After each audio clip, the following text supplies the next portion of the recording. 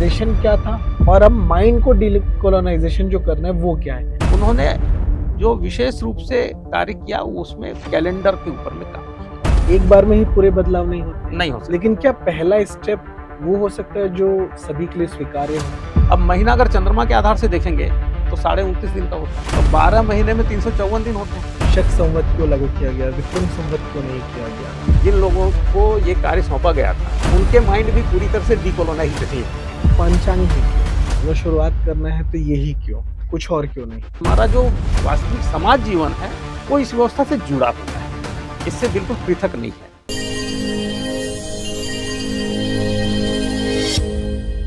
लगभग 800 वर्षों तक भारत में विदेशी आक्रांताओं की कहीं न कहीं किसी न किसी प्रकार से सत्ता स्थापित रही।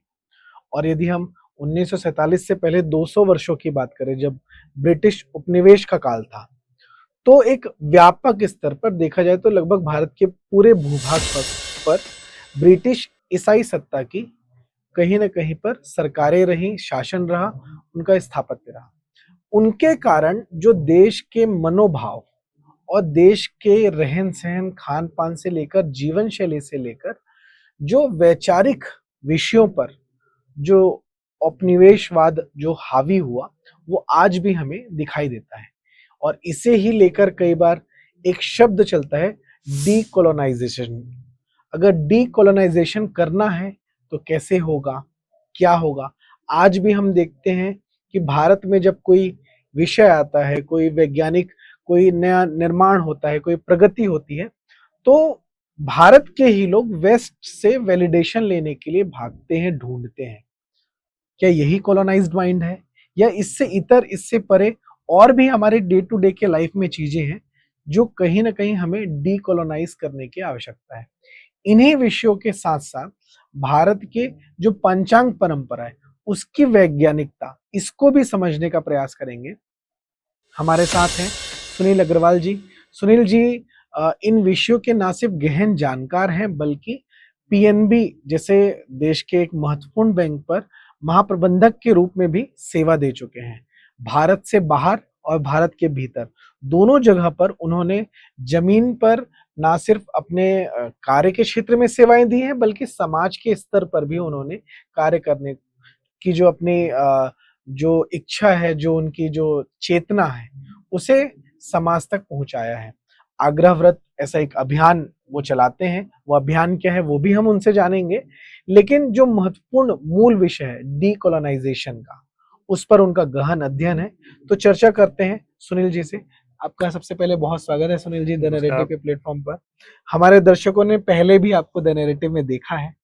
तो पहली बात यही, डीकोलोनाइजेशन, तो कॉलोनाइजेशन क्या था और अब माइंड को डीकोलोनाइजेशन जो करना है वो क्या है। अगर इसे हम एकदम लेमैन अगर समझना चाहें तो कैसे समझे कि ये होता क्या है। आम दर्शक, मैं खुद अगर इसे समझना चाहूँ बहुत संक्षिप्त में, तो क्या होता है। देखिए, प्रत्येक राष्ट्र की अपनी एक राष्ट्रीय चेतना होती है, वो बड़ी परंपरा से वो डेवलप होती है। लेकिन युद्ध जो है ये मानव परंपरा में, मानव इतिहास में इनका अपना स्थान है। और कोई भी सभ्यता दूसरी सभ्यता तक अपना विस्तार करना चाहती है। सभ्यता में कौन सभ्यता अधिक उन्नत है, कौन कम उन्नत है, युद्ध उसके आधार पर डिसाइड नहीं होता। युद्ध के अपने डायनामिक्स हैं, और ऐसे युद्धों में जब कोई उन्नत सभ्यता पराजित हो जाती है तो निश्चित तौर पे जो पराजित लोग हैं उनके अंदर एक हीन भाव आता है कि हम पराजित हुए। और विजेता जो है वो स्वयं को श्रेष्ठ मानता है, क्योंकि उसने विजय प्राप्त की, तो वो अपनी व्यवस्थाओं को लागू करता है। भारत के संदर्भ में अगर हम कहें तो भारत पे पहले इस्लाम का आक्रमण हुआ। इस्लाम के आक्रमण में निरंतर आक्रमण करते रहने के कारण और हम निरंतर रक्षात्मक बने रहे, हमने कभी आगे बढ़कर पहल करके किसी पे आक्रमण नहीं किया। तो एक समय आया जब हम पराजित हुए और इस्लाम ने धीरे धीरे भारत के भूभागों पर अपना आधिपत्य स्थापित कर लिया। तो जो मुस्लिम राजा थे उन लोगों ने अपनी व्यवस्थाओं को हमारे ऊपर लागू किया। मुगल शासन जैसे हमारे यहाँ एक विशेष काल रहा जिस समय की व्यापक रूप से मुसलमानों का शासन रहा। मुगल आए तो उन्होंने अपने साथ में पारसी भाषा लाए, मैंने उसका अधिक उपयोग उन्होंने जी। किया। उन्होंने कोड लैंग्वेज बनाया पर्शियन को, उसी से उन्होंने उर्दू को डेवलप किया। ऐसा नहीं है कि भारत का कुछ भी नहीं रहा, उसका एक फ्यूजन बना, उर्दू का डेवलपमेंट हुआ, तो देश के शासन की व्यवस्था उर्दू में आ गई। लेकिन मुगलों के समय में बहुत कुछ स्वायत्तता हिंदुओं को थी, तो हिंदुओं की संस्कृति भी बनी रही। जब अंग्रेज आए, अंग्रेजों का उनकी एक विशेष शैली है, वो अध्ययन बहुत करके उसके बाद योजनाबद्ध तरीके से आगे बढ़ते हैं। तो उन्होंने कोट लैंग्वेज में से देखिए पर्शियन को निकालने का प्रयास किया, लेकिन पूरी तरह नहीं निकाल पाए। उन्होंने जो विशेष रूप से कार्य किया उसमें कैलेंडर के ऊपर में काम किया, क्योंकि वो वहां से आए थे, तो उन्होंने ग्रेगोरियन कैलेंडर को लागू किया। अपनी जो व्यवस्थाएं हैं, प्रशासनिक व्यवस्थाएं, उन्होंने अपने यहाँ जैसी थी वैसी लागू की। जैसे आज कलेक्टर होते हैं, एसपी होते हैं, ये सारी व्यवस्थाएं उन्होंने लागू की, कोर्ट की व्यवस्था लागू की, और उन्होंने एजुकेशन अपना लागू किया। तो भारत में लोगों को ऐसा लगने लगा कि अंग्रेज श्रेष्ठ हैं, क्योंकि वो विजेता थे। उससे पहले मुस्लिम जब शासन था तो उनके भी हमने संस्कृति को अपनाया। तो अब एक मिक्सचर संस्कृति हमारे पास हमारी डेवलप हो गई। देश के स्वाधीन होने के बाद जो एक हमारी जनाकांक्षा होनी चाहिए थी कि हम अपने सिस्टम्स पे वापस लौटे, उसमें देर हो रही है। वो देर इसलिए हो रही है क्योंकि हमारे जो माइंड्स हैं वो हमारे जो माइंड्स हैं वो कॉलोनाइज्ड हैं। उनका डीकोलोनाइजेशन करना ये आवश्यक है। तो आज के दिन जैसे हमारे स्वास्थ्य पद्धति है, तो हम एलोपैथी में आ गए हैं। आयुर्वेद एक बहुत उन्नत स्वास्थ्य पद्धति रही है, लेकिन अब उसका उपयोग पारंपरिक जो हो रहा है उतना ही हो रहा है। जो कॉलोनाइज्ड हम जब हम एक कॉलोनी के रूप में थे और अंग्रेजों ने हमारी स्वास्थ्य पद्धति को एलोपैथी पे शिफ्ट किया, तो अब हम उधर ही चल रहे हैं। हमारी एजुकेशन सिस्टम, पहले हमारे एजुकेशन सिस्टम है उसमें समाज जो है वो एजुकेशन का मालिक होता था, वो उसका स्वामी होता था। अभी जैसे देखिए मालिक शब्द मेरे अंदर आ गया, ये हमारे भाषा में आ गया है, क्योंकि अब हम उर्दू पारसी माने अरबी पारसी इन शब्दों के बिना नहीं बोल पाते। वैसे ही मैं शिक्षा की बात करूं तो एजुकेशन सिस्टम में क्या था, हमारे यहाँ पहले समाज में गुरुकुल होते थे, समाज के द्वारा फाइनेंस होते थे, भिक्षा के द्वारा फाइनेंस होते थे, और समाज को जैसी शिक्षा चाहिए वैसी शिक्षा होती थी। अब फॉर्मल एजुकेशन सिस्टम आ गया, तो फॉर्मल एजुकेशन सिस्टम में अब सरकार जो चाहती है वो हम सीखते हैं, और ये यूनिवर्सल है। चाहे कोई बच्चा किसी भी स्तर का हो, उसको एक ब्रैकेट के अंदर ही वैसे ही पढ़ाते हैं, क्योंकि अब वो सिस्टम वैसा हो गया है। और ऐसे ही हमारा प्रशासनिक व्यवस्था है। अब इसमें कितने दोष हैं, क्या है, बड़ा एक है। तो लेकिन सिस्टम यही चल चुका है। पहले हमारा प्रशासन दूसरे रूप में था, अब ये दूसरे रूप में है। ये सब कॉलोनाइज्ड है। तो डीकोलोनाइजेशन के लिए सरकार को सारे सिस्टम को चेंज करना पड़ेगा। अब ये चला है, अच्छी बात। वही अपने अगले ही प्रश्न में आ रहा था कि कॉलोनाइज्ड क्या है। मुझे लगता है कि हम थोड़ा बहुत समझ चुके हैं, लेकिन डीकोलोनाइजेशन के लिए पहला स्टेप आपको क्या लगता है कि क्या होना चाहिए? एक बार में ही पूरे बदलाव नहीं हो सकते, लेकिन क्या पहला स्टेप वो हो सकता है जो सभी के लिए स्वीकार्य हो? तो पहला स्टेप क्या हो सकता है? देखिए भारत में जैसे अभी स्थिति है, अब जो बताया मैं उससे सहमत हूँ। एजुकेशन सिस्टम को पूरा चेंज करना आज के दिन संभव नहीं है, प्रशासन को पूरा चेंज करना संभव नहीं है, स्वास्थ्य सुविधाओं को पूरा चेंज करना आज के दिन संभव नहीं है, लोगों की भाषा को एक दिन में चेंज करना संभव नहीं है। लेकिन एक बहुत सहज चीज है जो भारत में की जा सकती है, हमारी काल गणना। ये विश्व में सर्वश्रेष्ठ काल गणना, सबसे वैज्ञानिक है, और इसमें हम लोगों ने इतनी माइन्यूटली माने हम जा चुके हैं कि हमारे जो पंचांग हैं वो सर्वश्रेष्ठ हैं। हमारे पंचांग या काल गणना सर्वश्रेष्ठ क्यों है, अगर ब्रीफ में आप बता दें? अब एकदम सिंपल सी बात बताऊं, मैं आपसे एक सामान्य प्रश्न करता हूं। एक वर्ष में 12 महीने होते हैं, यार 12 महीने मिलकर एक वर्ष बनता है। अपने आप में एक इंटरेस्टिंग क्वेश्चन है। बिल्कुल। आप तत्काल जवाब देंगे तो आपको थोड़ा सा डिफेंसिव हो जाएंगे कि क्या पता मैं सही जवाब दे रहा हूं या नहीं। जी। देखिए क्या है, दिन ये पृथ्वी के घूर्णन पर निर्भर है, महीना चंद्रमा के द्वारा पृथ्वी की परिक्रमा पर निर्भर है, वर्ष पृथ्वी के द्वारा सूर्य की परिक्रमा पर निर्भर है। अब ये तीनों इंडिपेंडेंट एक्टिविटीज हैं। जी बिल्कुल। पृथ्वी का घूर्णन, चंद्रमा पृथ्वी के चारों तरफ कितनी देर में परिक्रमा करता है इस पर निर्भर नहीं है। ऐसे ही पृथ्वी की जो परिक्रमा है वो चंद्रमा की परिक्रमा से स्वतंत्र है।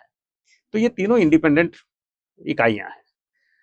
अब क्या है, दिन जो है सबसे छोटी इकाई है समय को नापने की, महीना उससे बड़ा है, साल उससे बड़ा है, फिर उसके बाद बाकी इकाइयां जो जी। बनी हैं वो बहुत अपरेंट नहीं है, वो विद्वान लोग करते हैं। जी।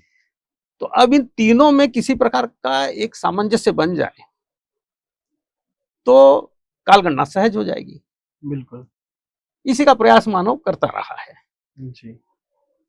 अब साल जो है वो 365 दिनों का करीब करीब होता है ना, लगभग मैं बोल रहा हूँ, क्योंकि लगभग। उसको माइन्यूट जाएंगे तो फिर वो 365 और फिर जी, उसमें और माइन्यूट तो और हमको भी। सेकंड्स तक जाना पड़ेगा, और तो 365 दिन का साल होता है।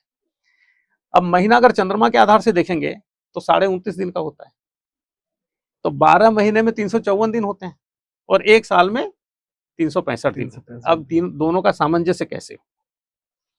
तो इसके लिए हम लोगों का जो पंचांग है, जैसे जिसको हम विक्रम संवत की दृष्टि से बोलते हैं, उसमें सोलर और ल्यूनर दोनों एक्टिविटीज को सामंजस्य बैठाकर ऐसा बनाया गया है कि नेचर के द्वारा जब उसका सामंजस्य होता है, उसी सामंजस्य को हम लोग खोज पाए हैं और उसी व्यवस्था को चलाते हैं।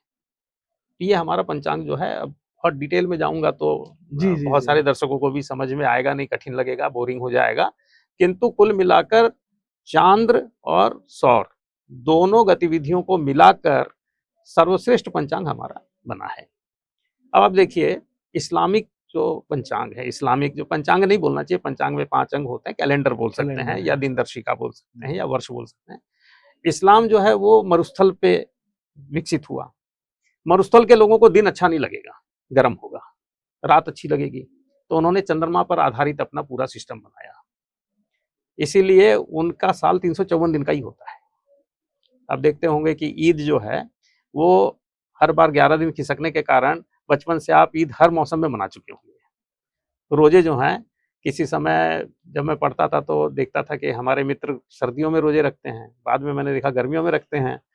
तो पहले मुझे आश्चर्य लगता था, फिर बाद में समझ में आया कि वास्तव में इनका साल ही 354 दिन का जी, होता है। इसलिए वो 11 दिन खिसक हाँ, जा रहा है। भूगोल से इतिहास और भूगोल से संस्कृति बनती है, क्योंकि वो रेगिस्तान में रहे तो उन्होंने रात को प्राथमिकता दी।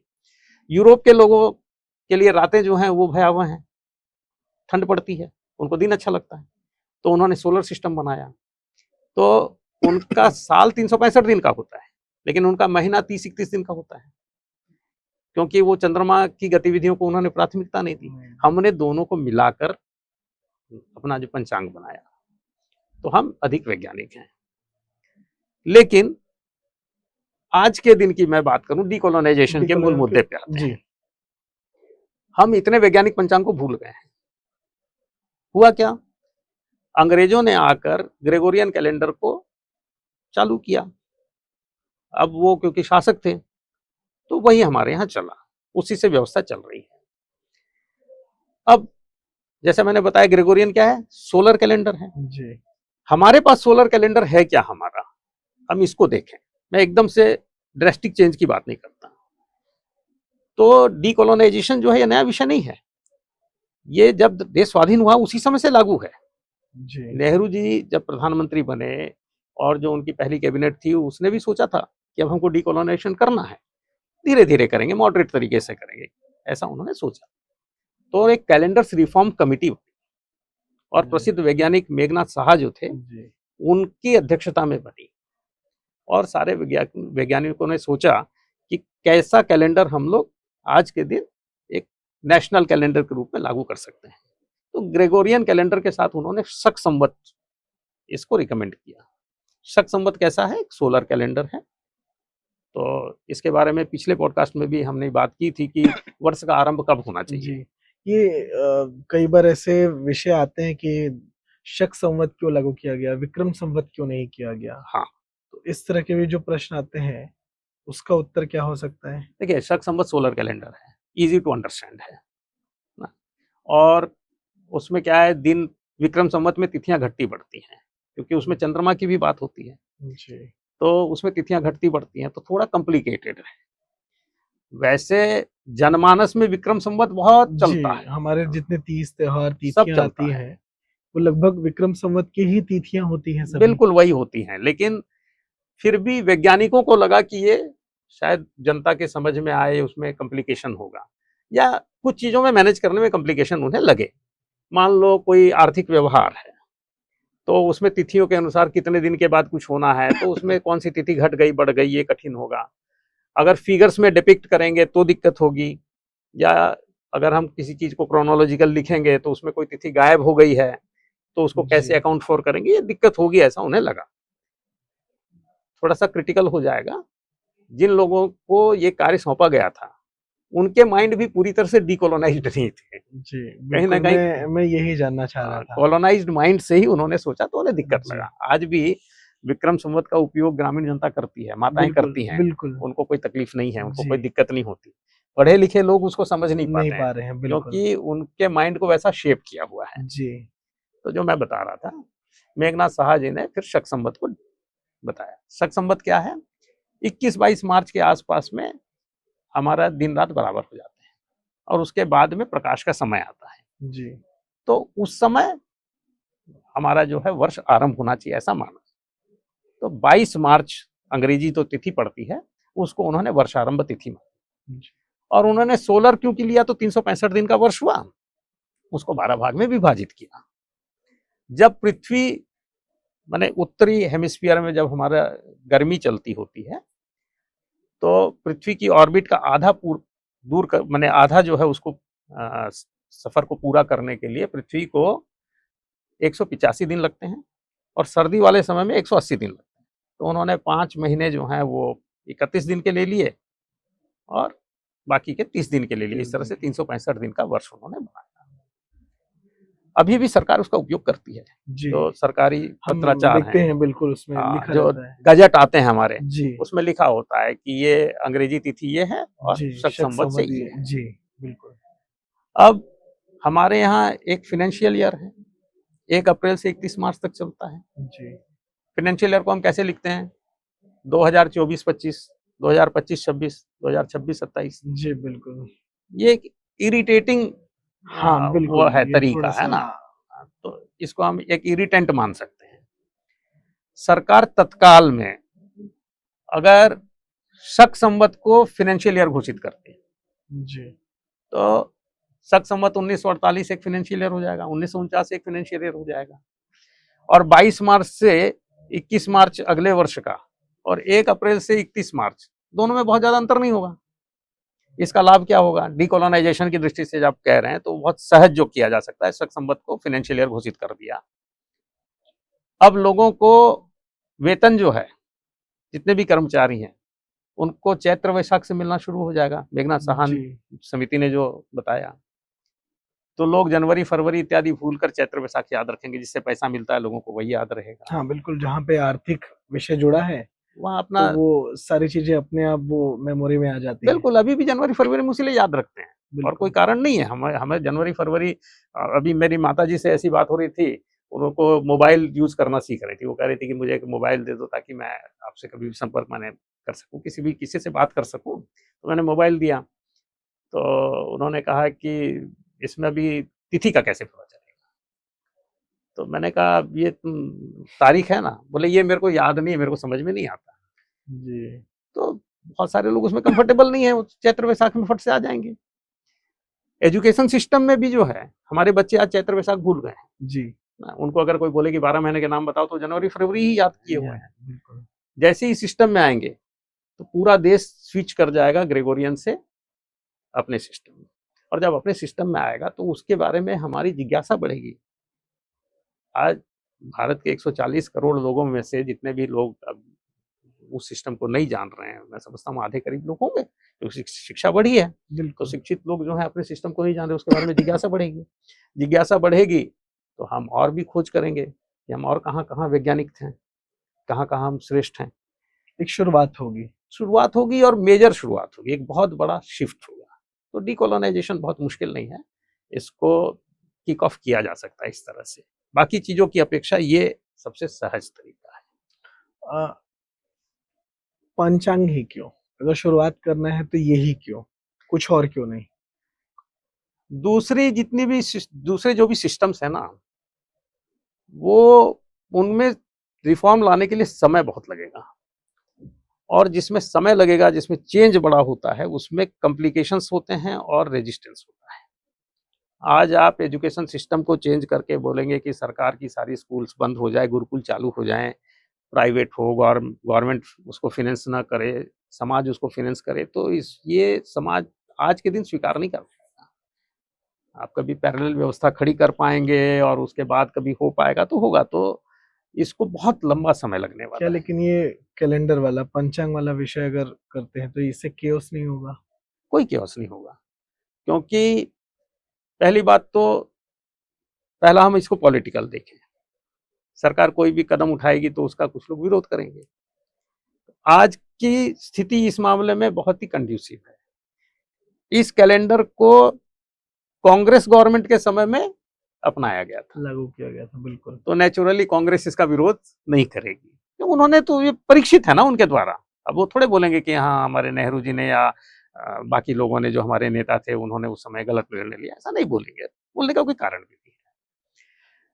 दूसरे सब जगह सबने इसका उपयोग किया हुआ है, जितने भी राजनीतिक दल हैं सबने अपने अपने समय में इसका उपयोग किया हुआ है, किसी ने विरोध नहीं किया, तो इसका विरोध नहीं होगा। और एक बात है कि जनता के मन में चैत्र वैशाख जो है बहुत बड़े पार्ट जो हमारी पॉपुलेशन का है, विशेष करके महिलाएं, वो इसको जानती हैं। बाकी लोग भी कहीं ना कहीं जानते हैं। हमारा जो वास्तविक समाज जीवन है वो इस व्यवस्था से जुड़ा हुआ है, इससे बिल्कुल पृथक नहीं है, तो इसको लागू करना सबसे सहज है।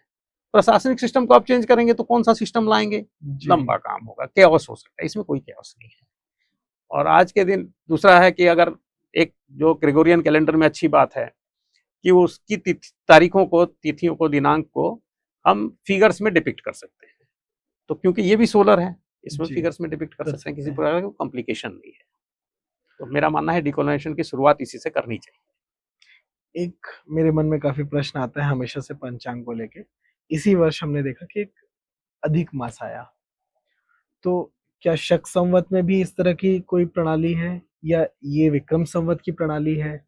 ये अधिक मास क्या होता है? जो एक कंफ्यूजन एक आम लोगों के में, मतलब मेरे जैसे यंग लोगों में या जो जेनजी है वो सुनते होंगे अधिक मास के बारे में या अखबारों में पढ़ते होंगे, तो उनको लगता होगा कि ये कौन सी चीज है। बिल्कुल, तो ये थोड़ा अगर आप एक्सप्लेन करेंगे। शक संवत में अधिक मास नहीं है। क्या है अधिक मास, कहां से आता है? ल्यूनर कैलेंडर जी, चंद्रमा पे आधारित और सोलर कैलेंडर, जैसे मैंने बताया दोनों के साल में अंतर है। ल्यूनर कैलेंडर में 12 महीने 354 दिन के होते हैं और सोलर कैलेंडर में एक साल 365 दिन का होता है। दोनों के बीच सामंजस्य कैसे बैठाया जाए? तो ये जो 11 दिन अतिरिक्त होते हैं ये कैसे एडजस्ट किए जाएंगे? तो प्रत्येक 3 वर्ष में एक महीना बढ़ जाता है और उसमें उसको एडजस्ट किया जाता है, तो वो अधिक मास होता है। उसका निर्धारण कैसे होता है अगर ये कहेंगे तो ये भी बड़ा वैज्ञानिक तरीके से निर्धारित होता है। महीने का नाम कैसे रखा जाए, जी, इसको हमारे पूर्वजों ने बड़े सोच समझ कर रखा। वास्तव में टाइम का जो मेजरमेंट है ना, ये घड़ी का विषय नहीं है, ये कॉस्मोस सिस्टम का विषय है। समय क्यों होता है? समय तो हम ये परिवर्तन देखते हैं इसीलिए होता है। आज घड़ी बंद हो जाएगी तो भी समय चलता रहेगा। बिल्कुल। तो पूरे जो ग्रह की स्थितियां हैं, आकाशीय पिंडों की स्थिति है, उसके आधार पर उन्होंने तय किया। तो महीने का नाम भी ऐसे जैसे ग्रेगोरियन में जनवरी, फरवरी, ये सब जो नाम रखा है इसका कोई वैज्ञानिक आधार नहीं है। हाँ, इन्होंने तो अपने देवताओं के नाम पे या हाँ, अलग अलग समय राजाओं के नाम पे, देवताओं के नाम पे रखा, लेकिन अपने यहाँ ऐसा नहीं किया। अपने यहाँ ये देखा कि नक्षत्रों का एक कॉन्सेप्ट है। जो चंद्रमा है वो क्योंकि सामान्य माने अगर वैज्ञानिक दृष्टि से देखें तो पृथ्वी का एक परिक्रमा 27.2 दिन में पूरी करता है, लेकिन क्योंकि पृथ्वी भी अपने स्थान से खिसक जाती है तो हमको दिखता 29.5 दिन में, 29.5 दिन में दिखता है।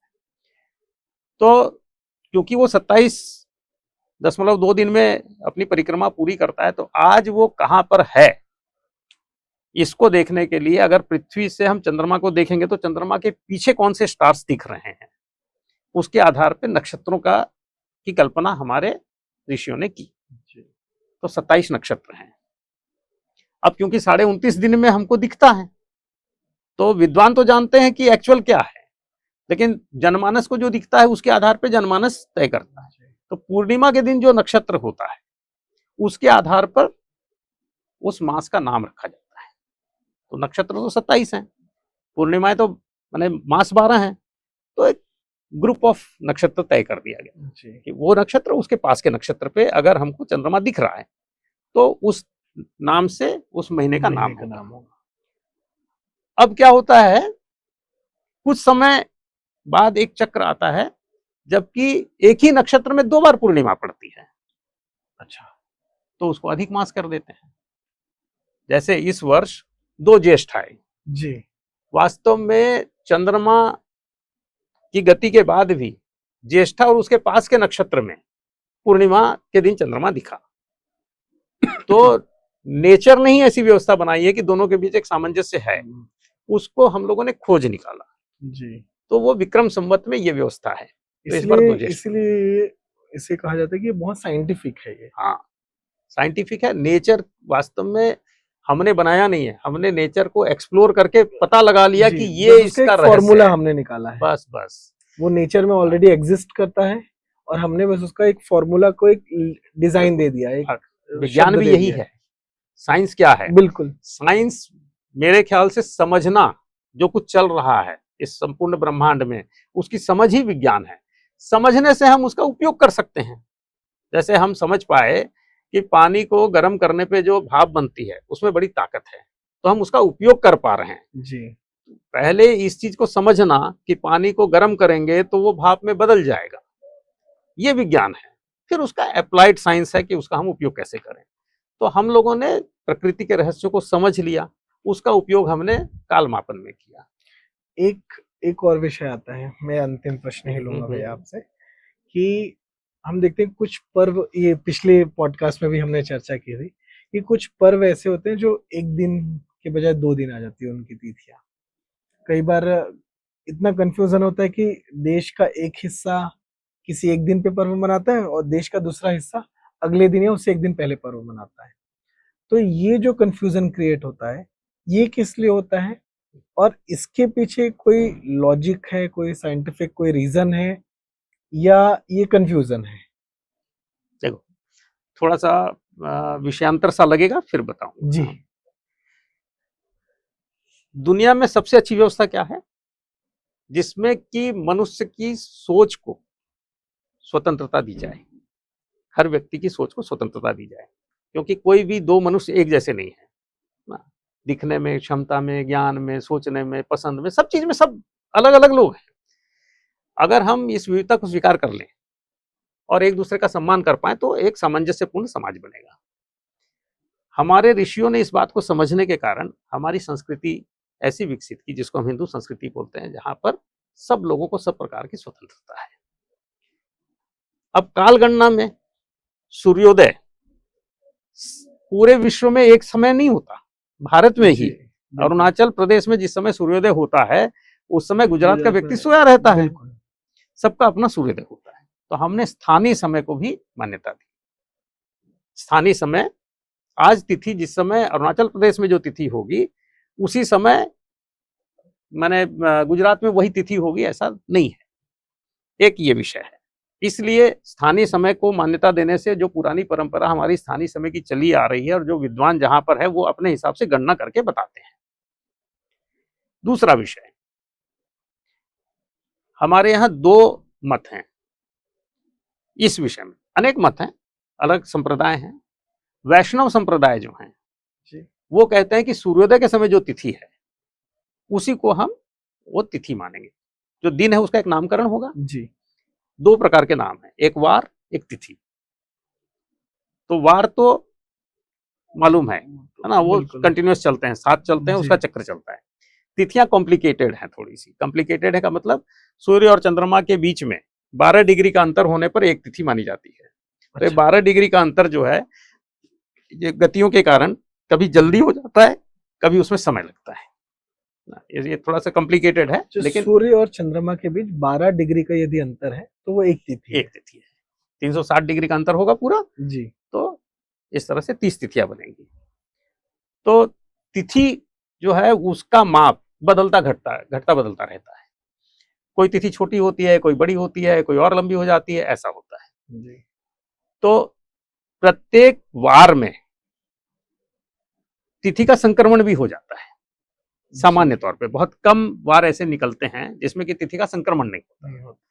तो हर बार में 2 तिथियां हो गई, संक्रमण हुआ तो। जी बिल्कुल।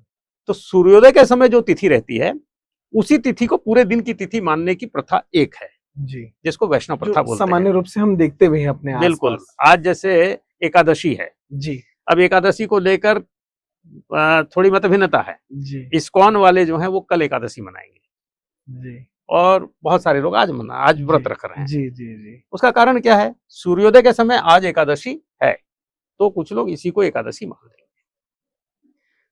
स्मार्त जो पद्धति है वो कहती है कि जिस समय अधिक तिथि का भाग रहेगा हम उस दिन को मानेंगे, अच्छा, मतलब जिस दिन में वो तिथि का भाग अधिक अधिक होगा, समय है, हाँ, वो हम उसको मानेंगे।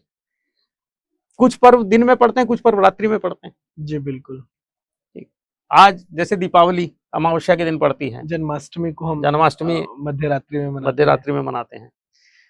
अब मान लो जन्माष्टमी अष्टमी के दिन पड़नी चाहिए, हैं। जी दीपावली अमावस्या के दिन होनी चाहिए। जी सवेरे अष्टमी आरंभ हुई और मध्य रात्रि से पहले समाप्त हो गई। जी तो अब यहाँ पर 2 मत हैं कि भाई सवेरे आरंभ हुई इसलिए हम उसको अष्टमी मानेंगे, उसी दिन जन्माष्टमी मानेंगे। कोई कह रहा नहीं, उससे पिछली रात को माने जी, माने जो रात के अष्टमी समय जब अष्टमी रहेगी मैं उसको उसको मानेंगे। मानूंगा। तो ऐसे ही अमावस्या को लेके हुई। तो इस तरह की मतभिन्नता है। ये वास्तव में हमारी स्ट्रेंथ है। ये वैसे ही हो गया कि हुआ क्या, कॉलोनाइज्ड माइंड की बात एकम कर, सत विप्रः बहुधा वदंती है। हाँ, कॉलोनाइज्ड वही। माइंड में क्या होता है देखिए, ये भी कॉलोनाइजेशन से संबंधित बहुत बड़ी बात है। हमको जिन लोगों ने कॉलोनाइज किया, मुस्लिम्स ने और क्रिश्चियंस ने, दोनों मोनोथिस्ट हैं। जी और मोनोथिस्ट की विशेषता ये होती है कि वो बोलते हैं जो मैं कह रहा हूँ यही सही है, यही सही है। इसके अतिरिक्त किसी प्रकार की कोई विविधता को स्वीकार नहीं करते। वो भगवान में भी विविधता को स्वीकार नहीं करते, जी उसकी उपासना में भी विविधता को स्वीकार नहीं करते, और वो हमेशा विविधता को नीची नजर से, ओछी नजर से देखते हैं, उसको समाप्त करने के लिए सब प्रकार का प्रयास करते हैं। तो अब हमारा माइंड क्योंकि कॉलोनाइज हो गया, तो हम सोचते हैं कि हिंदू लोग भी एक ही तिथि को सारा त्योहार क्यों नहीं मनाते। माने हम भी सोचते हैं कि लोगों के माइंड को कॉलोनाइज, जो कॉलोनाइज जी माइंड है वो जी सोचता है बिल्कुल, कि एक ही सिस्टम होना चाहिए, एक ही सिस्टम होना चाहिए, यूनिवर्सल होना चाहिए। हाँ। लेकिन हमारे पूर्वज क्योंकि वो डीकोलोनाइज्ड थे, है ना, जी वो कॉलोनाइज हुए ही नहीं थे। डीकोलोनाइज्ड तो गलत शब्द है जी जी कि जी कॉलोनाइज से निकाला गया, ऐसा नहीं, जी वो कभी कॉलोनाइज हुए ही नहीं हुए ही थे, नहीं थे। इसलिए उन्होंने सबको स्वाधीनता दी है। अब क्या अंतर पड़ता है, कोई व्यक्ति एकादशी का उपवास आज रखे या कल रखे, उसकी बिल्कुल व्यक्ति माने स्वाधीनता है, स्वतंत्रता है। तो ये सारा कुछ जो है एक बहुत ही अच्छी उच्च संस्कृति का द्योतक है। मैं इससे पहले ये जो आखिरी के 2 प्रश्न थे, मुझे ऐसा ही लगा था कि दर्शकों को मुझे अंतिम में बताना पड़ेगा कि ये 2 प्रश्न भी डीकोलोनाइजेशन से ही जुड़े हुए हैं। हाँ, बिल्कुल। ये भले प्रश्नों का जो तरीका था वो अलग था और उत्तर आते आते तक वो अलग था, लेकिन आपने ही वो अंतिम में लाकर वो बता दिया कि ये उसी से ही जुड़ा हुआ है। तो मैं बस यही कहूंगा सुनील जी कि आपकी जो विचार है, आपके जो सुझाव है, कि शुरुआत कहीं ना कहीं हम संवत से कर सकते हैं, पंचांग से कर सकते हैं, बिल्कुल। कैलेंडर से कर सकते हैं। तो जो देश के लोग, जो दर्शक ये देख रहे हैं, वो इस विषय पर क्या सोचते हैं, आप जरूर कमेंट्स में हमें जरूर बताइए।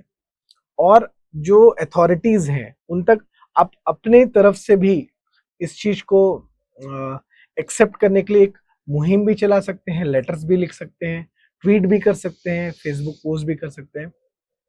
आप क्या सोचते हैं वो जरूर हमें बताइए, और हम कोशिश करेंगे कि इस विषय को अधिक से अधिक लोगों तक पहुंचाएं, अधिक से अधिक उन लोगों तक भी पहुंचाएं जो इन विषयों को लेकर गंभीरता से विचार कर कुछ निर्णय भी ले सकते हैं।